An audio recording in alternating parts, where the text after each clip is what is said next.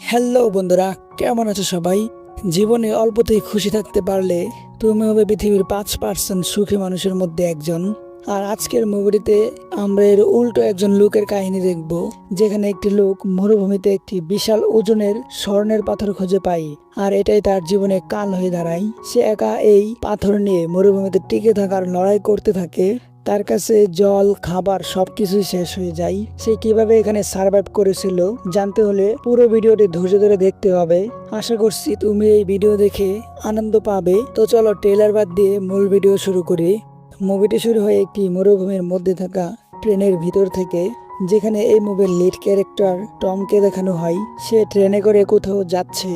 একটু পর ট্রেনটি একটি স্টেশনে থামলে টম সেখানে নেমে পড়ে। আসলে সে অনেকদিন পর কাজ থেকে তার বাড়ি ফিরে যাচ্ছে, যেখানে তার স্ত্রী, তার ছেলে মেয়ে এবং তার বয়স্ক মা অপেক্ষা করছে। সে দীর্ঘ 8 বছর পর বাড়ি যাচ্ছে, তাই সে সেখানে থাকা একটি টিপ কল থেকে হাত মুখ ধুয়ে নেয়। সেখানে তাকে একজন বলে, পানি বেশি খরচ করো না, কেননা মরুভূমিতে পানিকে জীবন বলা হয়। এরপর সে একটি গাড়ি ভাড়া করে বাড়ি যাওয়ার জন্য রওনা দেয়। কিছু দূর যেতেই গাড়ির ড্রাইভার ক্যাট তাকে বলে, কম পোর্টে যেতে আমাদের 2 দিন লাগবে, তাই আমাকে তোমার এই 2 দিনের জন্য $200 দিতে হবে। টম তো এত বেশি ভাড়া শুনে চমকে যায়, কেননা ক্যাট তার কাছে $50 ভাড়া $200 চেয়েছে। সে তাকে বলে, এত বেশি কেন তোমাকে দেব, আমি $100 দেব। ক্যাট তাকে বলে, তাহলে আমি গাড়ি রিটার্ন করছি, আমি $200 চেয়ে $1 কম হলেও যাব না। টম বুঝতে পেরেছে কেন সে এত বেশি ভাড়া চাচ্ছে। এখানে সে ছাড়া আর কোনো ড্রাইভার নেই, তাই সে বাধ্য হয়েই $200 দিতে রাজি হয়। তারা রওনা দেয়। টম বাইরে চেয়ে দেখে চারিদিকে শুধু মরুভূমি, দূর দূরান্তে কোনো ঘরবাড়ির চিহ্ন নেই, মানুষ তো দূরের কথা। একমাত্র তারা দুজনেই গাড়ি নিয়ে যাচ্ছে। এভাবে গাড়ি চালাতে চালাতে রাত হয়ে যায়, আর তারা গাড়ি থেকে নেমে আগুন জ্বেলে ক্যাম্পিং করতে থাকে।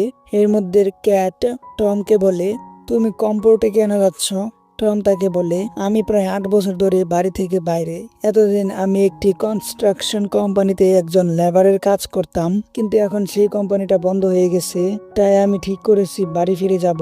সেখানে আমার ছেলেমেয়েরা আমার জন্য অপেক্ষা করছে। টম ক্যাটকে জিজ্ঞেস করে, তোমার পরিবারে কে কে আছে? উত্তরে ক্যাট বলে, আমি আর আমার একটি ছোট্ট মেয়ে আছে। এরপর তারা শুয়ে পড়ে এবং পরের দিন দেখা যায় টম গাড়ি চালাচ্ছে আর ক্যাট ঘুমাচ্ছে। রাতে ক্যাট ঘুমাতে পারেনি, কেননা জঙ্গলি কুকুররা রাতে অনেক চেঁচামেচি করেছিল।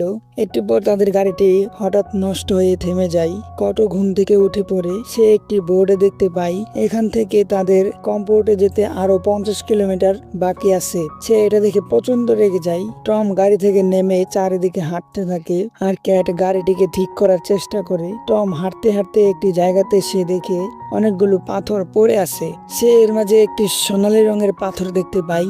সে সেটার কাছে গিয়ে সেটা ভালো করে দেখে বুঝতে পারে যে এটা হয়তো সোনা। সে নিশ্চিত হওয়ার জন্য ক্যাটকে ডাক দেয়। ক্যাট এসে দেখে অবাক হয়ে যায়। সে তার কাছে থাকা লাইটার দিয়ে সেটাই হিট দেয়। যদি এটা পাথর হয় তাহলে হিট দিলে কালো হয়ে যাবে, আর স্বর্ণ হলে কিছুই হবে না। দেখা যায় পাথরটি কালো হয়নি, তার মানে এটা আসল সোনা। তারা দুজন দাঁড়িয়ে একে অপরের দিকে একটু তাকায়, আর একটু পর তারা সেই পাথরের চারিদিকের মাটি সরাতে থাকে। তারা দেখে এটা অনেক বড় একটি স্বর্ণের পাথর। তারা দুজনে অনেক চেষ্টা করে এটা মাটির থেকে বের করার জন্য, কিন্তু তাদের দুজনের শক্তি দিয়েও সেটা বের হচ্ছে না। তারা একটি দড়ি বেঁধে সেটা গাড়ি দিয়ে টেনে তোলার চেষ্টাও করে, কিন্তু দড়িটি বারবার ছিঁড়ে যাচ্ছিল। এভাবেই রাত হয়ে যায়। রাতে কট টমকে বলে, আমরা যদি এই পাথরটি এখান থেকে তুলতে পারি তাহলে আমরা রাতারাতি কোটিপতি হয়ে যাব, আর তারাও শহরের লোকদের মতো বিলাসবহুল জীবনযাপন করতে পারবে। এতে তারা দুজনে অনেক খুশি ছিল, আর তারা দুজনেই নাচতে শুরু করে। আসলে তারা দুজনে অনেক গরিব ছিল, তারা বড়লোক হয়ে যাবে এটা ভেবেই তারা অনেক খুশি হয়ে যায়। একটু পর টম তাকে বলে, শান্ত হও, আমরা কিন্তু এখনো পাথরটি তুলতে পারিনি। ক্যাট তাকে বলে, কালকে আমাদের মধ্যে থেকে একজনকে শহরে গিয়ে এক্সকাভেটর নিয়ে আসতে হবে, যাতে এটার সাহায্যে আমরা ওই সোনার পাথরটিকে তুলতে পারি। আর একজন এখানে থেকে এটার পাহারা দিতে হবে, যাতে অন্য কেউ এটা এসে না নিয়ে নিতে পারে। এটা শুনে টম বলে, আমি এখানে থেকে এটার পাহারা দিব নে, তুমি শহরে গিয়ে স্কিউবেটর নিয়ে আসো। কিন্তু ক্যাট বলে, আমি এখানেই থাকি, কেননা শহর থেকে আবার এখানে আসতে 2-3 দিন সময় লাগতে পারে, আর তুমি মরুভূমিতে সার্ভাইভ করতে পারবে না। কিন্তু টম ক্যাটের উপর একটু সন্দেহ হয়। সে ভাবে ক্যাট হয়তো তার আসার আগেই এই পাথরটি তুলে এখান থেকে পালিয়ে যাবে। তাই সে জোর দিয়ে বলে, না, আমি এখানে থাকবো, তুমি শহরে গিয়ে এক্সকেভেটর নিয়ে আসবে। ক্যাটও তাতে রাজি হয়।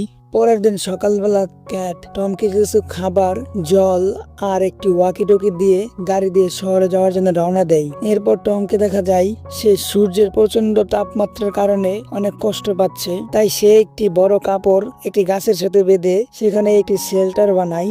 আর সন্ধ্যার আগে সে চারিদিক থেকে কিছু ডালপালা কুড়িয়ে আনে, যাতে ওইগুলোতে রাতে আগুন ধরাতে পারে। রাতে সে ওই কুড়িয়ে আনা ডালপালাগুলোকে দিয়ে আগুন জ্বেলে সেখানে খাবার খেতে থাকে। কিন্তু সে দেখে তার কাছে বেশি খাবার নেই, যা আছে তা দিয়ে কেবল আর 2-3 দিন চলবে। সে ভাবে কেটে যদি এর মধ্যে ফিরে না আসতে পারে তাহলে তার কি হবে। আর সে দেখে তার আশেপাশে অনেকগুলো জঙ্গলি কুকুর ডাকছে। সে ভয়ে ভয়ে ওই রাতটি কাটায়। পরের দিন সকালে সে ঘুম থেকে উঠে প্রচন্ড ক্লান্ত অনুভব করে। আর সে হাত মুখ ধোয়ার জন্য যখন পানি নেই, তখন সে চিন্তা করে এমনিতেই তার কাছে খুব অল্প পরিমাণ পানি আছে, আর সে যদি হাত মুখ ধুয়ে তা শেষ করে ফেলে তাহলে তার বেঁচে থাকা অনেক কষ্টের হয়ে যাবে। তাই সে আর হাত মুখ ধুয় না। এরপর সে চারিদিকে ঘুরতে থাকে। এই প্রচন্ড রোদের মাঝে সে একা একা মরুভূমিতে হাঁটছে। হঠাৎ সে দূরে একটি ক্র্যাশ হওয়া প্লেন দেখতে পায়। সে এটার কাছে যায় আর সে প্লেনের ভিতরে গিয়ে একটু বিশ্রাম নেয়। কিন্তু কিছুক্ষণ পর সে ভাবে তাকে ওই সোনার পাথরটিকে পাহারা দিতে হবে। তাই সে এই ভাঙা প্লেনের কিছু টুকরা নিয়ে যেতে থাকে। আর সে ওই টুকরাগুলো দিয়ে একটি তাঁবুর মতো বানায়।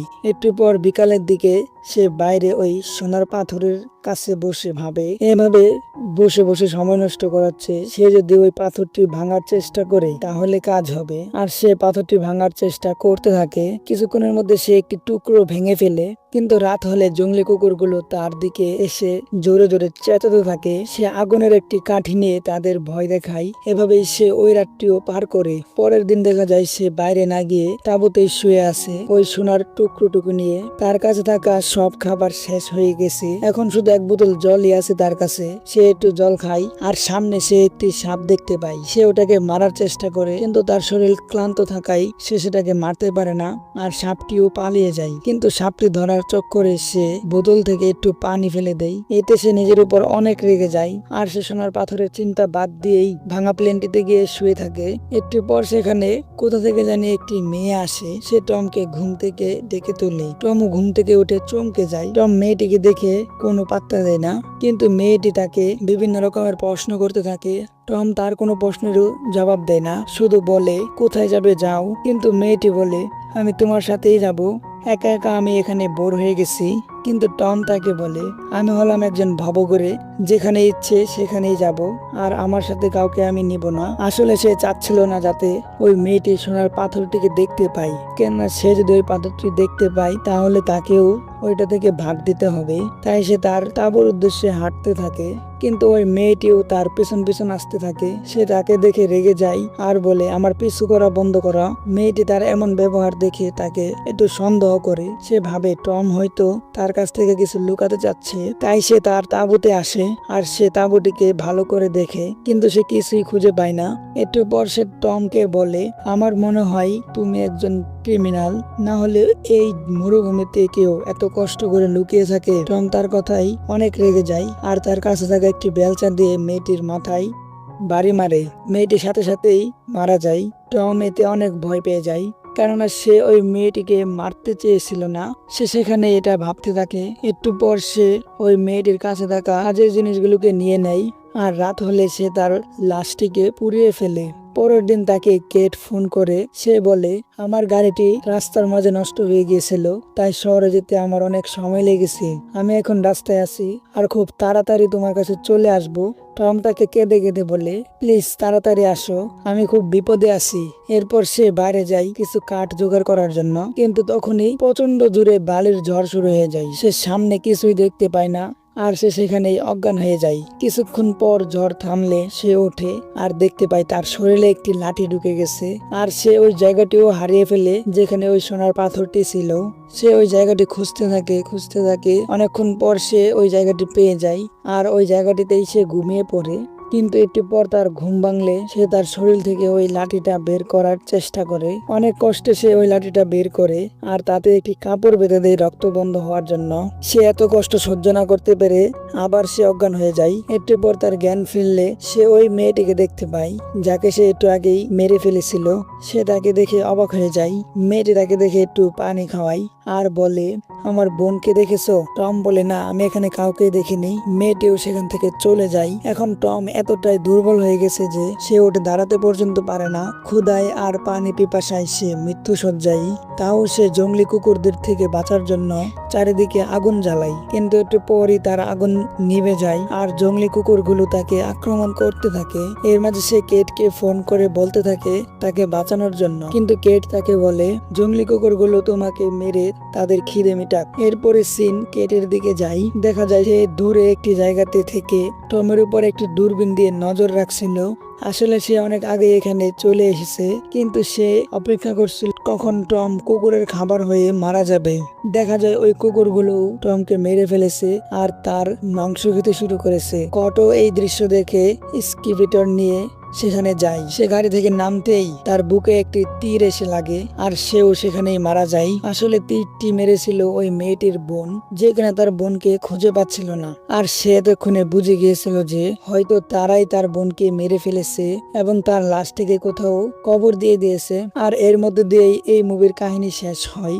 মুভিটি থেকে আমাদের শিক্ষণীয় হলো যে জীবনে অল্প ধন সম্পদে সুখী থাকা উচিত। কেননা এখানে টম, যে কিনা দীর্ঘ 8 বছর পর তার বাড়ি ফিরছিল, কিন্তু রাস্তায় সে একটি সোনার পাথর দেখে লোভে পড়ে যায় আর সোনার জন্য সে এই নিস্তব্ধ মরুভূমিতে একা থেকে যায়। সে যদি ওই টুকরো সোনাটি নিয়েও এখান থেকে ওই মেয়েটির সাথে চলে যেত তাহলে সে আজকে মারা যেত না। তো আজকের মতো ভিডিওটি এখানেই শেষ করছি। ভিডিওটি কেমন লাগলো কমেন্টে জানাবে। ভালো লাগলে লাইক করো আর চ্যানেলে নতুন হলে সাবস্ক্রাইব করো। আবারও আসছে নতুন কোনো ভিডিও নিয়ে। ততদিন ভালো থেকো, সুস্থ থেকো।